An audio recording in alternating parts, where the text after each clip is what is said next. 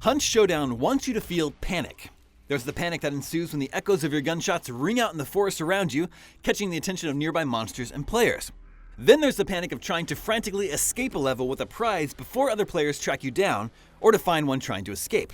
And finally, the panic and frustration of losing one of your hunter characters who had amassed a hefty stash of gear over multiple successful hunts. It's an addictive type of panic that, when everything clicks, is wholly unique and exhilarating in a way that no other game can be.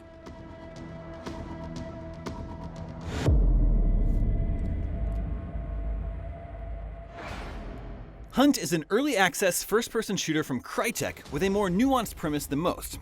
You, and a partner if you bring one, are thrown into a swampy jungle with minimal supplies and the goal of hunting down and killing a twisted, demonic monster somewhere on a map full of smaller but also angry monsters. But it's not that simple. Not only do you need to kill a monster, you then need to escape while evading other players.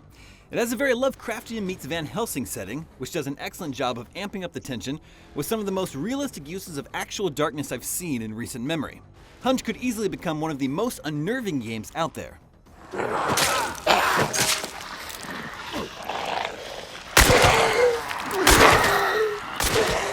A round of Hunt consists of searching for clues, locating and killing your target, then escaping with your prize. But it's a lot easier said than done.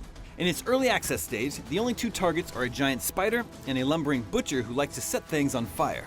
The monsters offer up a decent challenge and are fun to take on when everything works. But as they stand, the boss monster's AI needs a lot of work. When you finally down one of the named beasts in a partially glitchy battle, you have to banish it to hell, a ritual that takes time and notifies everyone on the map exactly where you are. It's a clever mechanic that completely flips around the hunting dynamic. In order to win, you need to leave the map with the glowing energy retrieved from the monster, but if another player kills you on your way out, then they can take it for themselves. What was previously a slow-paced game of hide and seek now becomes a fast-paced match of people.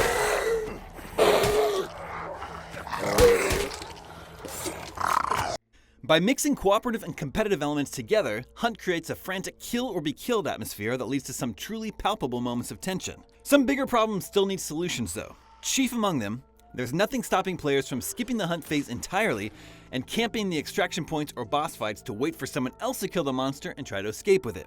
Unlike many other games of this nature, Hunt also has real, tangible consequences for each death. The named hunter you were using, the guns you bought, the tools you equipped, all of their upgrades and perks, and all of their gear are lost when you die. The only things that mercifully carry over are your experience points and profile level, which Hunt conveys with a bloodline system.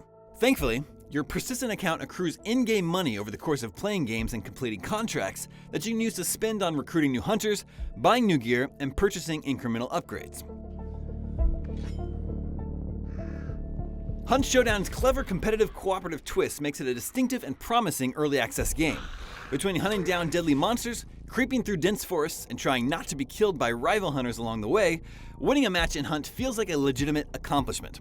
Losing all of your gear upon death is a harsh consequence, but it's a system that rewards dedication. Crytek has managed to craft a palpably tense and terrifying shooter that's equal parts survival and competition, but it still needs to solve some basic problems. For more on Hunt Showdown, be sure to check out all of our trailers and articles right here, and for everything else, keep it right here at IGN.